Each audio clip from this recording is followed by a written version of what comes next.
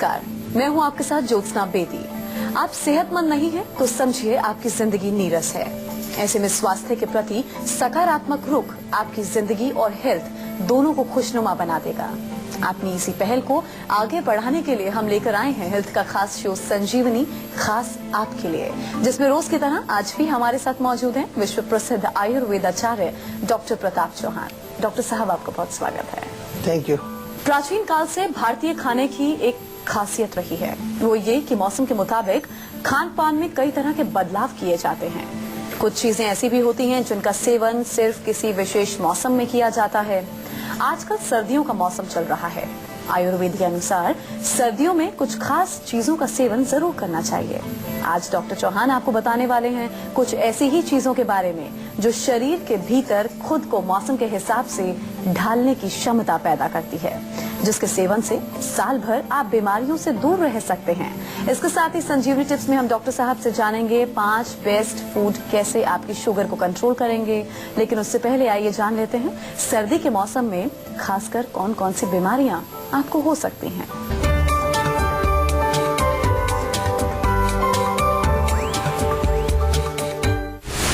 जोड़ों का दर्द, अस्थमा, हाई बीपी और डायबिटीज के रोगी हो जाएं सावधान, खतरे की घंटी है जाती हुई सर्दी।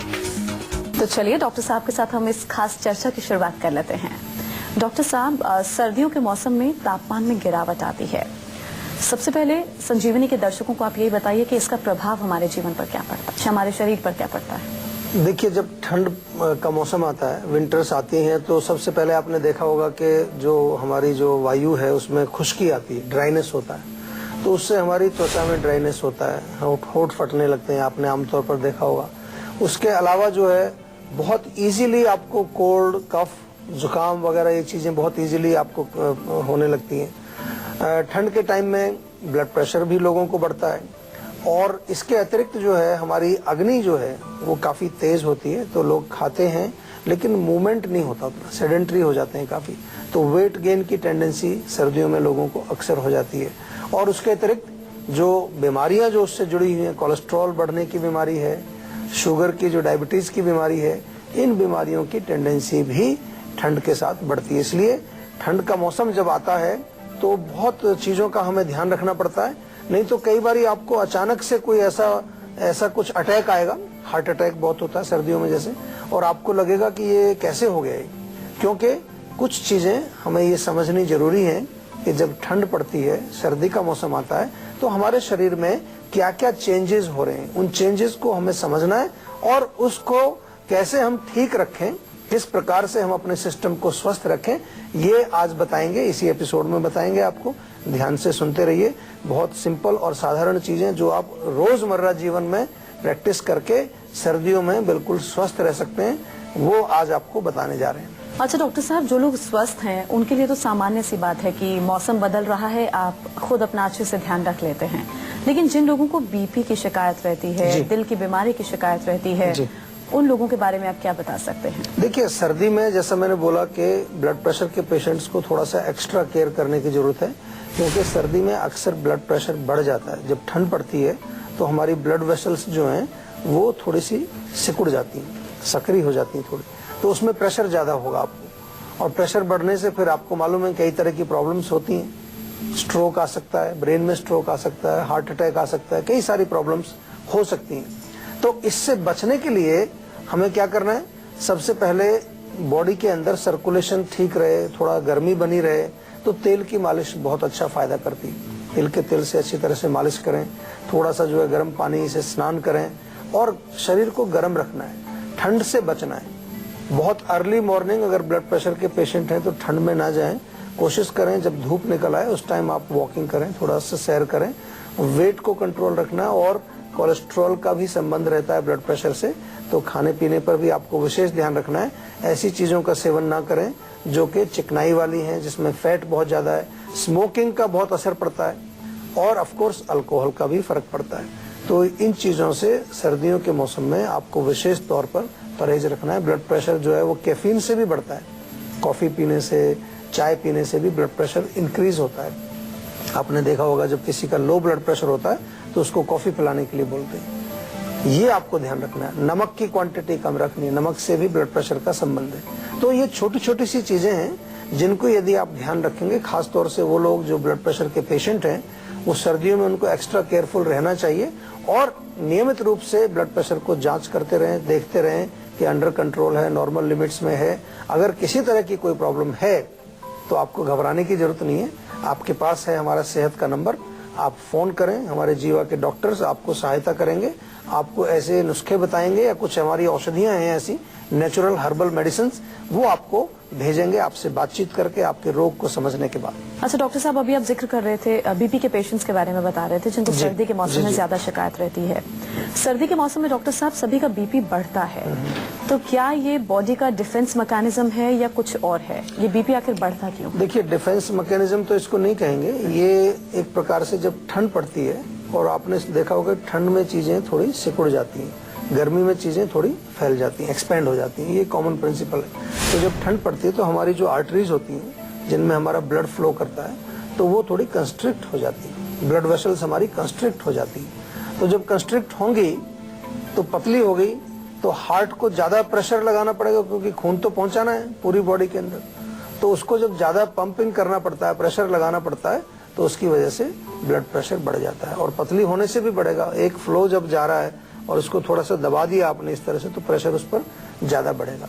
ये कारण है। दूसरा कारण इसके अतिरिक्त कुछ और भी कारण है। कोलेस्ट्रॉल अक्सर जो है सर्दियों में बढ़ता है, that can also be A cause. या लोगों को वेट गेन भी सर्दियों में हो जाता है, क्योंकि ज्यादा मूवमेंट नहीं रहती है, घर के अंदर ज्यादा रहना पड़ता है, कोई एक्सरसाइज नहीं होती।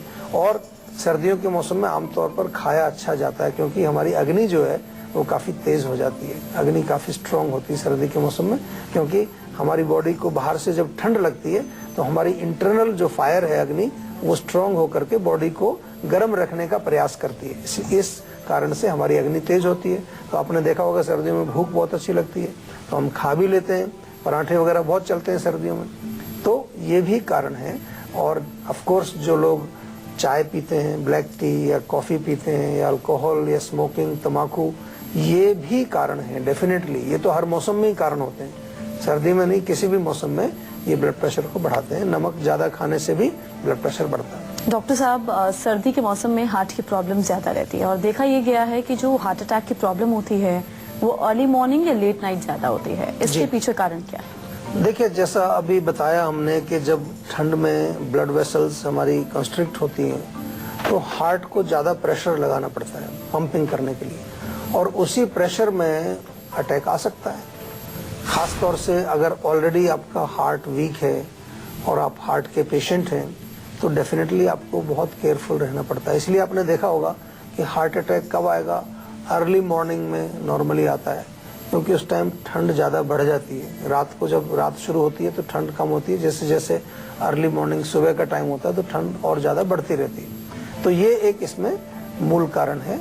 और इसके अतिरिक्त हमारे यहाँ आयुर्वेद में हम बार बार आपको कहते हैं कि हमें अपने सीजन के अनुसार, ऋतु के अनुसार खान पान और उसके अतिरिक्त जो है अपना लाइफस्टाइल चेंज करना चाहिए। तो कहीं ना कहीं हो सकता है आपके लाइफस्टाइल में कोई गड़बड़ हो, डेफिनेटली एक्सरसाइज कम हो जाती है।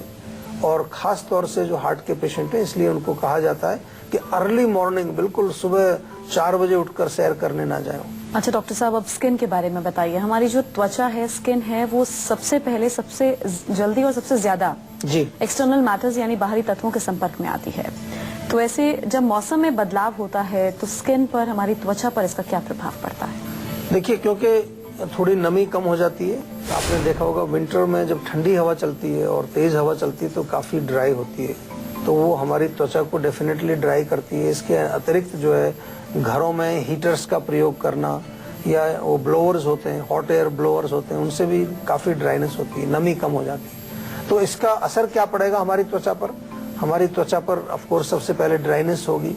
बहुत सारे लोगों को जो है त्वचा पर कुछ जैसे बिल्कुल परतें उतरनी शुरू हो जाती हैं, एक्जिमा टाइप के कुछ चीजें हो जाती हैं, खारिश, खुजली, ऐसी चीजें हो जाती हैं, रैशेस भी बन जाते हैं। तो ये चीजें आपने देखी होंगी, सर्दियों में कई लोगों को ये प्रॉब्लम्स बढ़ जाती हैं।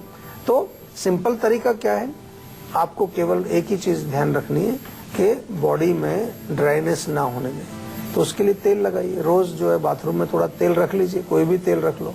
हम तो तिल का तेल बताते ही हैं, बहुत अच्छा तेल होता है। नहाते समय बॉडी में थोड़ा तेल लगा लीजिए अच्छी तरह से, तो उससे जो है जब बाहर आप निकलेंगे तो आपकी त्वचा में नमी या एक तरह से चिकनापन, लुब्रिकेशन बना रहेगा। फिर अगेन आजकल बहुत सारे केमिकल्स हम लगाने लगे हैं, उनको कहते हैं मॉइस्चराइजर है। तो मॉइस्चराइजर सबसे बढ़िया तेल है। तेल से लोग डरते हैं, पता नहीं क्यों। तेल को समझते हैं ये तो कोई पुरानी चीज है, बैकवर्ड चीज है, लेकिन वो आपके लिए सबसे बढ़िया चीज है। आपकी त्वचा में ग्लो भी बना रहेगा और आपको ड्राइनेस भी नहीं होगी। मौसम जब बदलता है, सर्दियों की शुरुआत होती है या सर्दी के मौसम में ही कोल्ड की शिकायत ज्यादा रहती है जी। और कोल्ड ज्यादा उसको जल्दी पकड़ता है जिसका इम्यून सिस्टम काफी कमजोर है। जी बिल्कुल। तो ऐसे में ये बताइए, जो कॉमनली कोल्ड की परेशानी है वो कैसे और कब होती है? देखिए, एक तो आपने जैसे बताया कि भाई इम्यूनिटी जिसकी कमजोर होगी डेफिनेटली उसको ठंड ज्यादा लगेगी, जिसके शरीर में थोड़ी हीट कम होगी, एक तरह से ऐसा समझ लीजिए बिल्कुल सिंपल भाषा में। क्योंकि जब ताकत कम होगी तो हीट कम होगी बॉडी में, तो उसको ठंड ज्यादा लगेगी, तो बार बार उसको कोल्ड, ये नजला, जुकाम वगैरह, खांसी ये बार बार पकड़ेगा।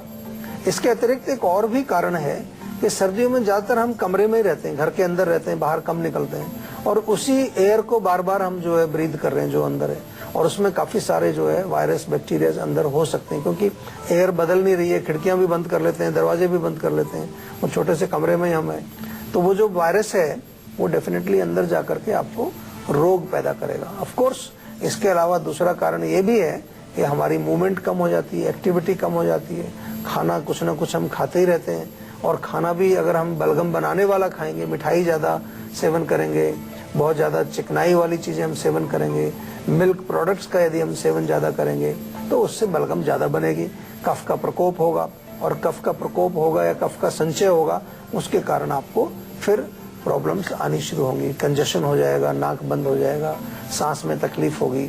तो ये चीजें आपको समझ में आती हैं। तो इसलिए मैं आपको ये कहता हूँ कि सर्दी के मौसम में थोड़ा सा कभी कभार दिन में खिड़की खोलो, ताजी हवा अंदर आए, कुछ हवा अंदर की बाहर चली जाए।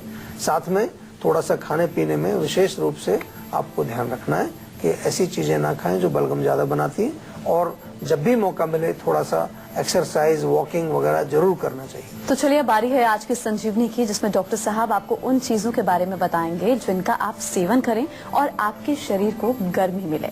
बताइए डॉक्टर साहब, आज की संजीवनी क्या है? देखिए, छोटी छोटी सी चीजें हैं। अगर आप जो है मेथी, अदरक ताजा, लौंग और सौंफ, 4 चीजें, एक एक चम्मच ले लो। लौंग थोड़ी कम रखिए, लौंग 2, 3, 4 लौंग काफी है। 1 लीटर पानी में अच्छी तरह से बॉईल कर लीजिए इनको, और उसको छान के एक थर्मस में भर लीजिए। दिन भर थोड़ा थोड़ा पीते रहिए। जब आप खाना खाते हैं उस समय डेफिनेटली याद रखिए ठंडा पानी बिल्कुल नहीं पीना है।